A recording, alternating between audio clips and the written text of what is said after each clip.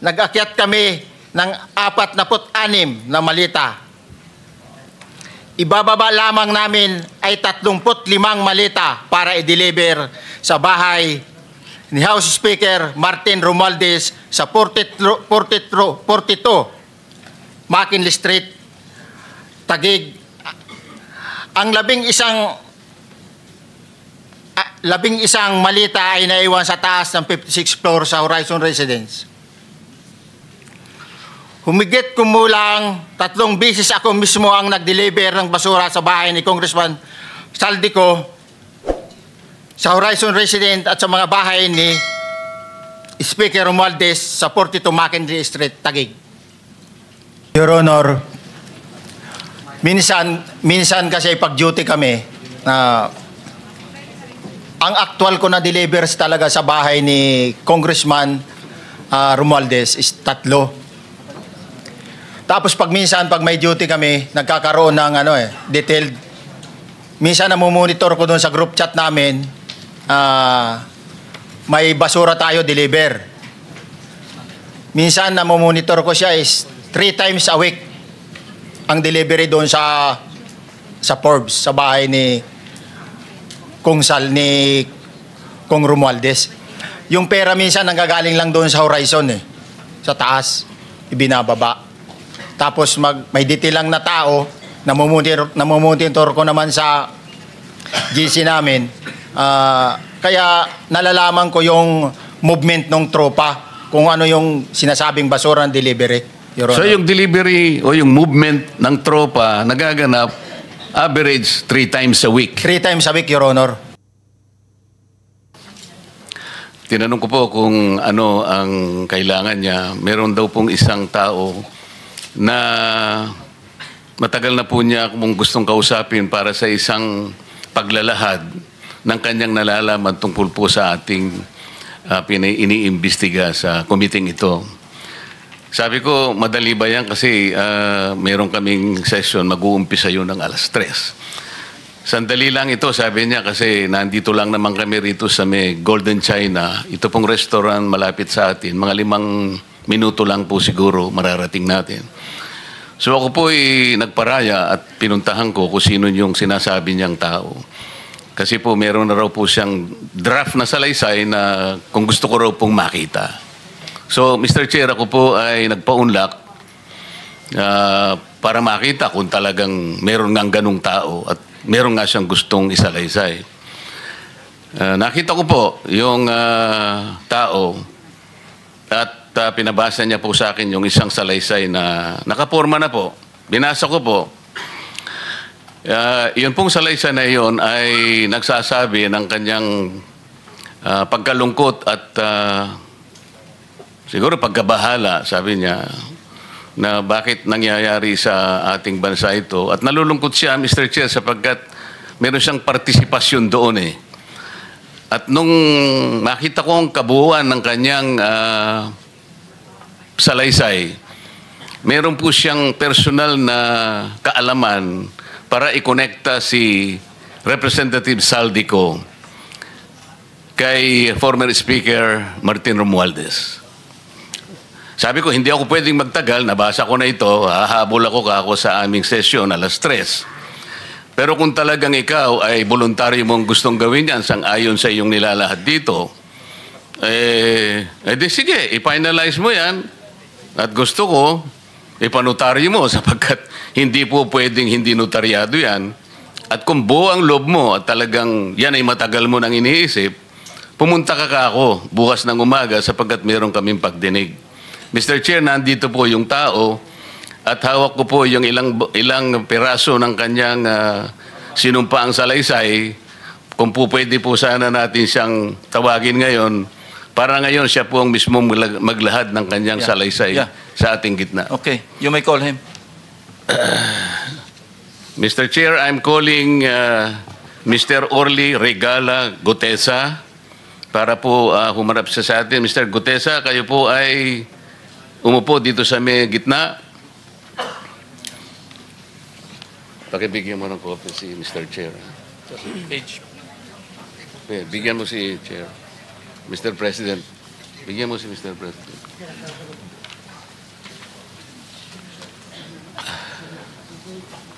Manatili ka muna nakatayo kasi nunumpa ka.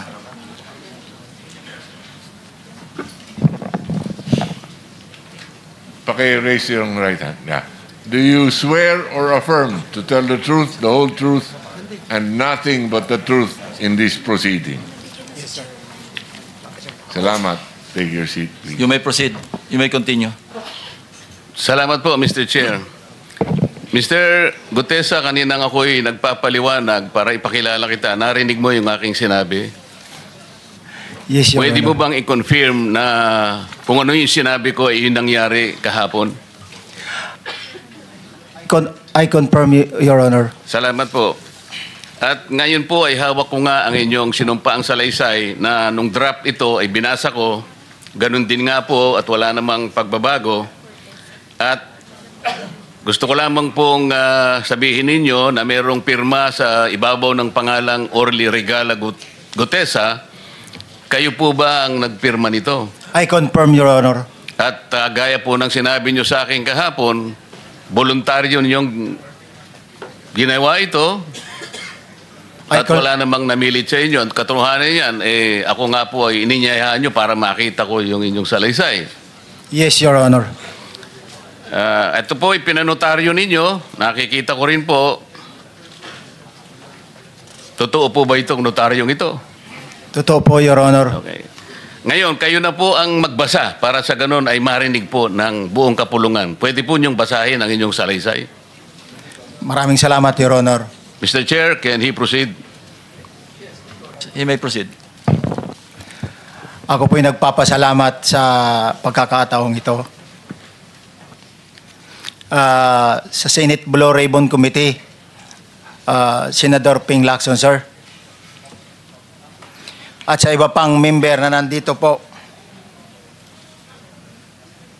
Ako po si Orly Gutesa, may asawa, nasa tamang edad, Pilipino.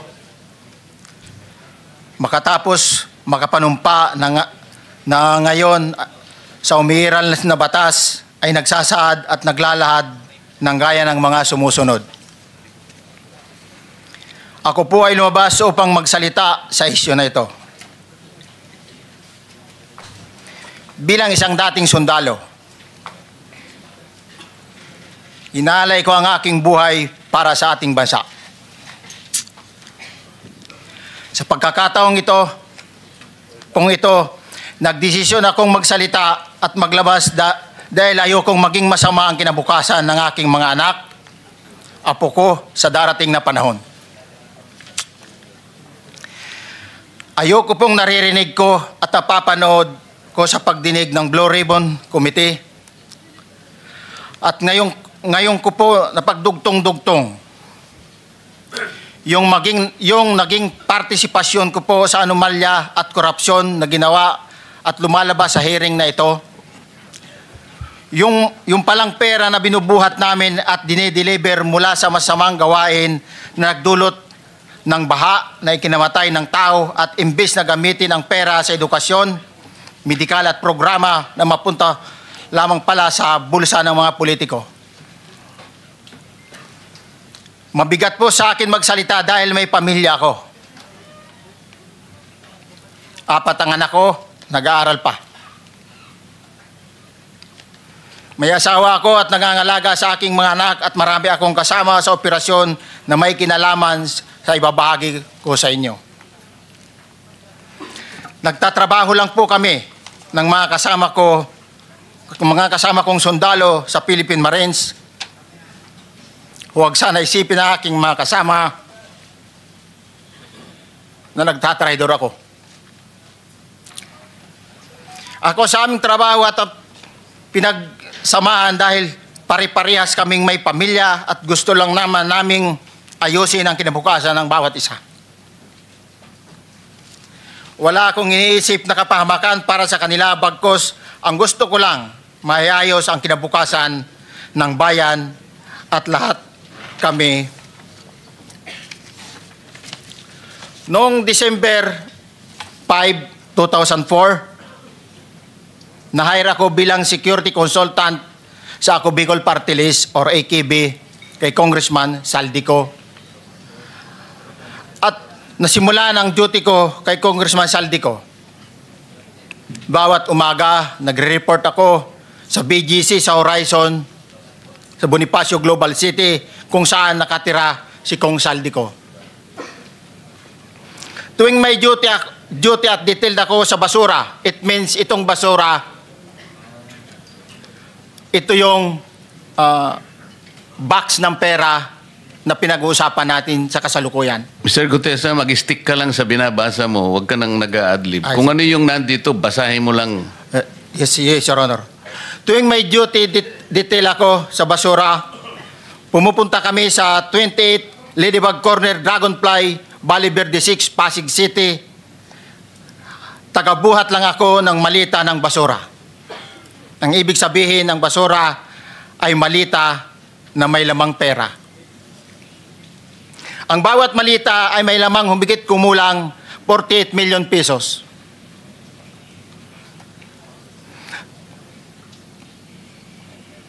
Ang bawat malita ay may post-it na nakadikit na nakasaad kung magkano ang laman ng bawat malita. Tuwing may duty detail sa basura, may pumupunta na tao na magde-deliver ng basura at nire-receive ni John Paul Estrada at Mark Tiksay. Ang mga executive assistant ni Congressman Saldico at sila ang mga detailed sa mga ganyang activities. Ang mga nangyayari kapag duty kami sa basura, kalimitang dinadala sa bahay ni Congressman Saldico sa Valle Verde 6 at tinatanggap naman ni Mark at ni Paul. Pagkatapos naming may baba ang nasabing basura, ipinapasok sa bahay ni Congressman Saldico sa Valle Verde 6 at binibilang ni Mark at ni Paul. Alam ko na ang laman ng malita ay pera sapagkat nakita ko si Paul na binuksan ang malita at inilabas ang laman para bilangin. Ang isang ehemplo na nagdala ng pera ay si Congressman Eric Yap ng AXIS Party List. 46 na malita ang dala niya sa bahay ni Congressman Saldico sa Valle Verde 6. Pagkatapos mabilang, isinakay namin sa mga sakyan patungo sa Horizon Residence sa Taguig. At dumiretso kami sa basement upang may baba ang nasabing basura. Bago ibaba ang nasabing basura, ito... Merong napuputol sa binabasa mo eh. Huwag kang magmadali. Huwag kang magmadali. Naputol na... Ulitin mo yung paragraph 20. Wala na akong... Hindi ko makita na putol na siya.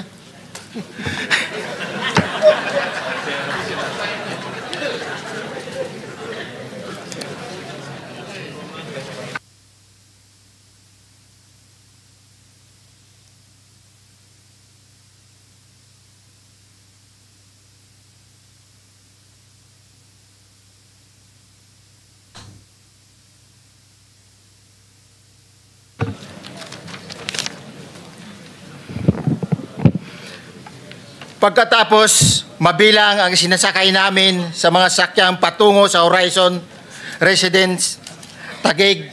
Pagdating sa Horizon Residence, dumidiretso kami sa basement upang maibaba ang nasabing basura at dalhin sa unit ni Congressman Saldico sa 56th floor sa nasabing lugar kung saan siya nakatira. Bago ibaba ang nasabing basura, ito ay bawas na. Halimbawa, nag-akyat kami ng 46 na malita. Ibababa lamang namin ay 35 malita para i-deliver sa bahay ni House Speaker Martin Romualdez sa 42 McKinley Street, Taguig. Ang labing isang malita ay naiwan sa taas ng 56th floor sa Horizon Residence.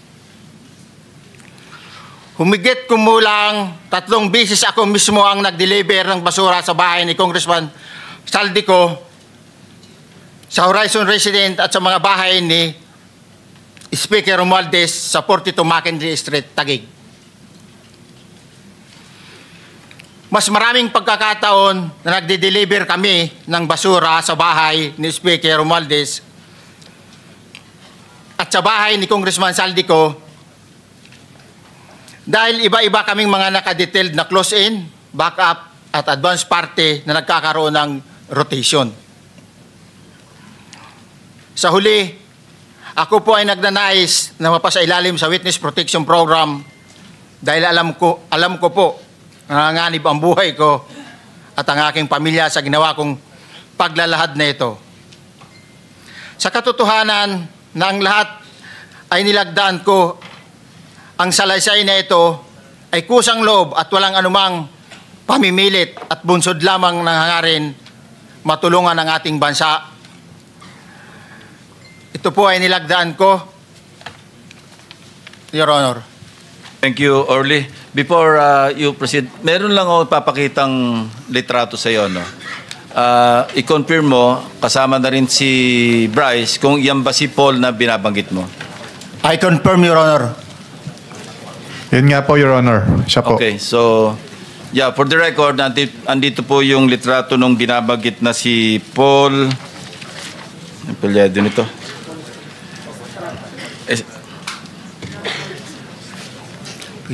John Paul Estrada, hindi ba? Yes, Your Honor. Oh, sige. Thank you very much. You may continue, Senator Marcoleta. Thank you, Mr. Chair.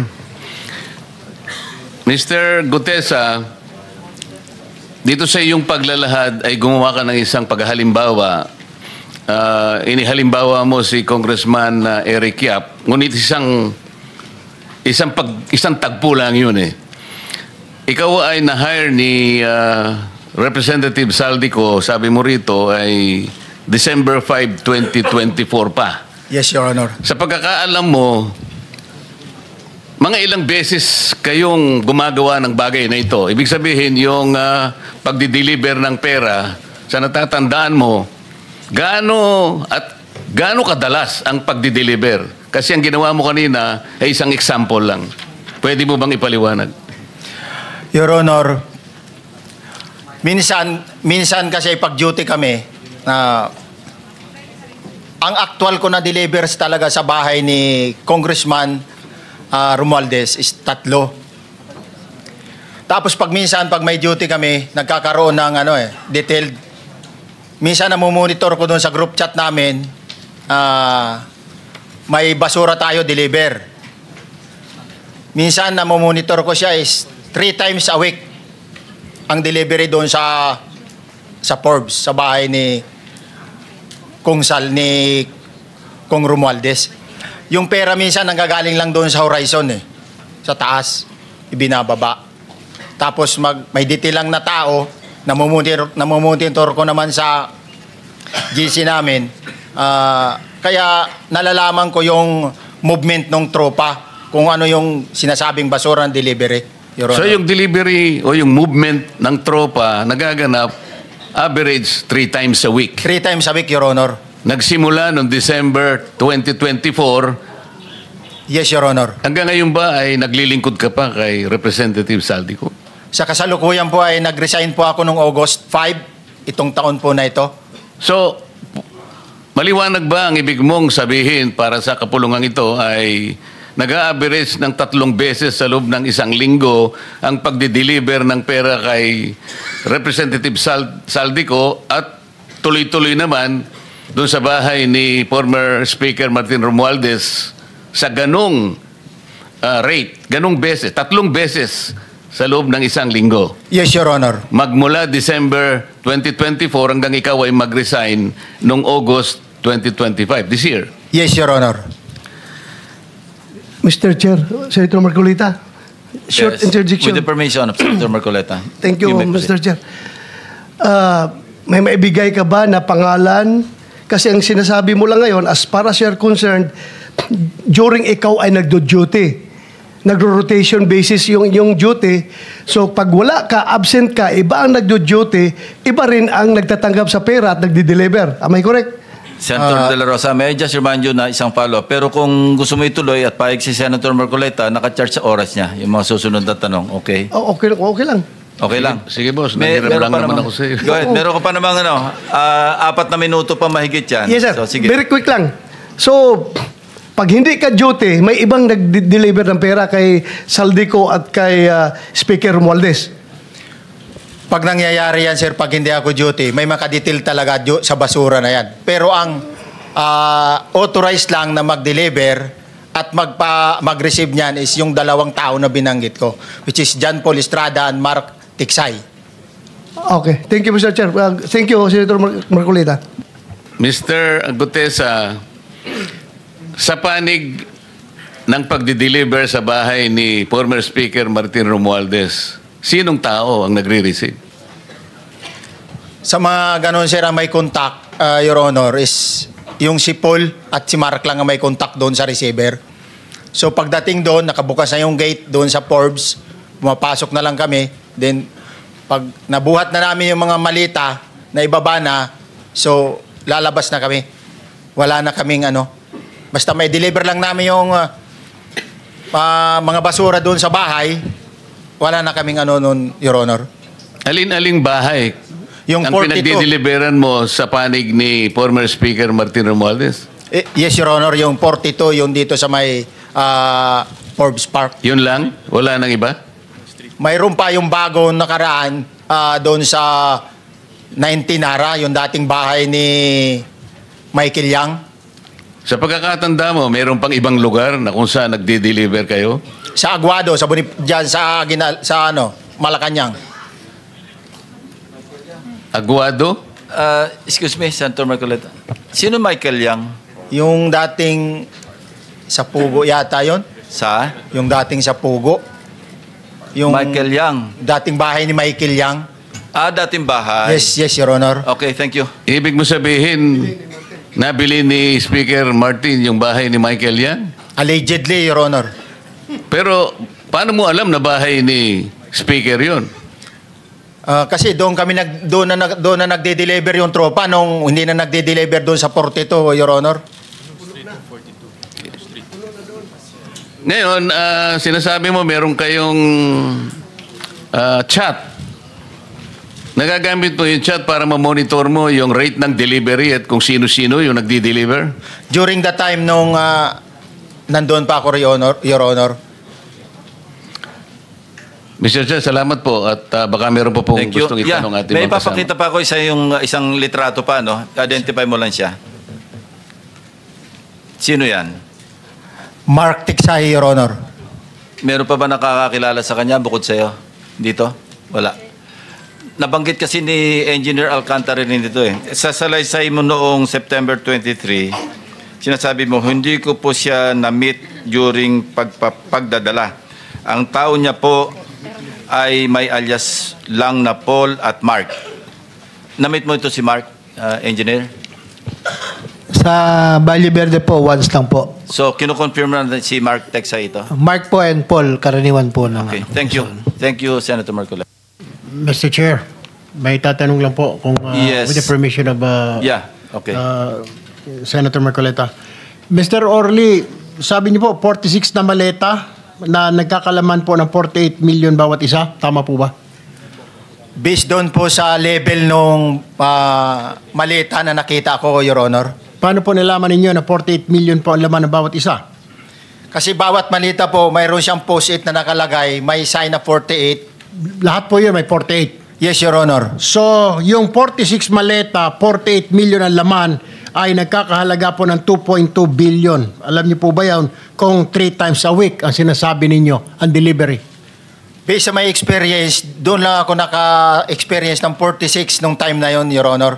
Hindi naman po every week or monthly ito. Yes, Your Honor. So at one point, yung 46 na maleta, 48 million ang laman, 46 times 48 million ay 2.2 billion. Excuse me, Senator Marcoleta, paubaya mo na sa kanya yung oras na naiwanan mo, now 1 minute. Isang tanong na lang.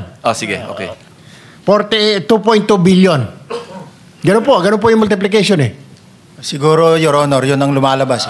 So one time lang po ito. One time lang po, yung time ko lang yan, nung panahon na na-identify ko si Congressman Yap, Your Honor. Alright, maraming salamat po. Thank you. Yung paghalimbawa mo, kaya mo ginawa, dahil yun ang pinakamalaki. Yes, Your Honor. Pero pangkaraniwan, dahil 3 times a week, mga ilan sa tingin mo yung karaniwang na i-deliver? Ilang maleta? Usually, pag nanggagaling na sa Horizon, na idine-deliver na doon sa Forbes, minsan mayroong 15 or kaya 18 ang malita. Pero yung malalaking malita yon na nagre-rate yung bawat malita, minsan mayroong 48, may 50. Sa mga tweet, Mr. Gutes, pangkaraniwan, 15 to 15 Your Honor? yun ang average, pangkaraniwan. Yes, Your Honor. Yung nabanggit mong nabigla ka sapagkat malaki, 48, yun lang kay Congressman Eric Yap.